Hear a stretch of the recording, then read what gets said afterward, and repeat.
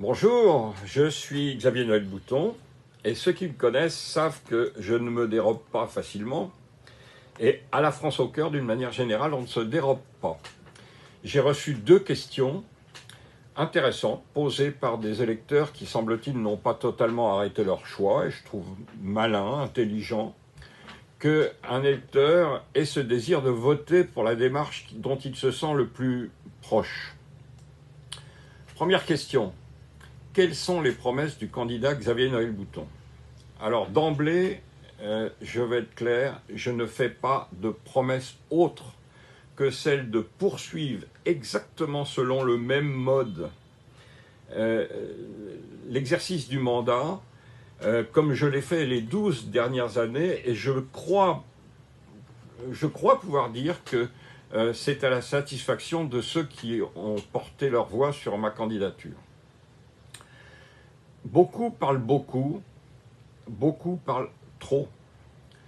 Je vais paraphraser une chère collègue de Géorgie et d'Arménie, et qui a produit l'essentiel de la réponse. Donc je ne vais pas faire une digression éternelle. Certains promettent tout et n'importe quoi, dit-elle. La réalité qui s'impose est d'ordre juridique, exclusivement juridique. Elle est contenue dans le décret 2014-144 du 18 février 2014. Et on voit, à la lecture, on voit que le rôle du conseiller est doté d'un pouvoir fort limité et exclusivement consultatif, sans aucun pouvoir diplomatique et évidemment tenu de respecter la souveraineté du pays dans lequel il exerce son mandat. Concrètement, ça signifie que les promesses d'intervention directe, les prises de position hasardeuses et les postures ambiguës relèvent d'une méconnaissance totale du mandat, ou pire, du désir d'enfreindre les règles, les deux étant pour moi inacceptables. Ce mandat exige du sérieux, de la rigueur et une bonne connaissance des textes. Être élu, ce n'est pas jouer un rôle ni s'improviser diplomate, mais être efficace dans son soutien à la communauté française et à chaque démarche chercher un résultat concret et si possible pérenne. Deuxième question. Quelles sont vos relations avec les ambassades et les consulats? Là non plus, il ne faut pas se tromper, le mandat est difficile mais exaltant. Quand un concitoyen est rétabli dans ses droits, après une incompréhension, une difficulté, une erreur entre lui-même et l'administration, une administration, il y a un partage de satisfaction et un sentiment d'accomplissement intense. Le partage, il est entre qui et qui?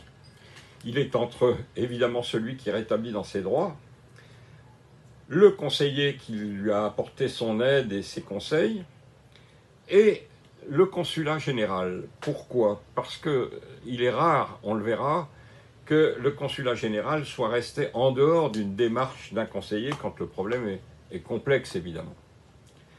Les relations de nos représentants doivent être empreintes d'éducation et de courtoisie. Il ne faut pas se leurrer.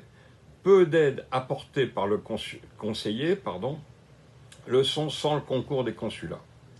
J'ai envie de dire que les conseillers ont besoin des consulats et que les consulats, en retour, ont besoin souvent des conseillers.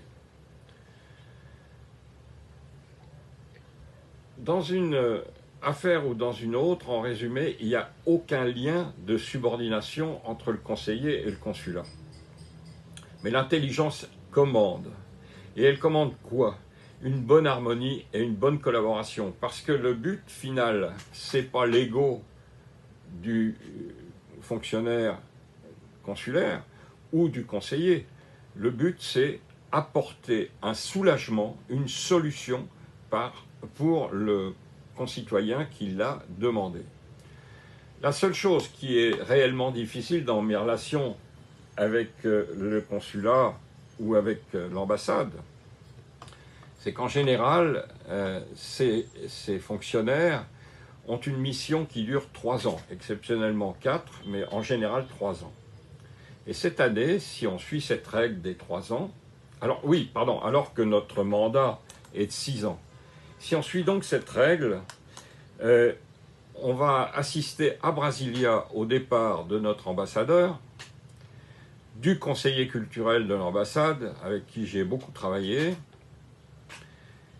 Et à Recife, on va perdre le consul général, son adjointe, la fonctionnaire qui est en charge de l'état civil et le conseiller culturel du consulat. Ça va être, j'ai appelé ça une hécatombe.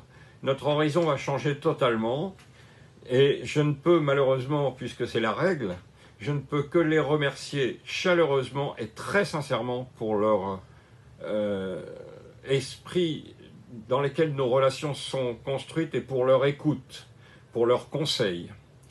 Et avec ces remerciements très sincères, je veux évidemment leur souhaiter bonne chance à tous, sans exception, pour la suite de leur carrière.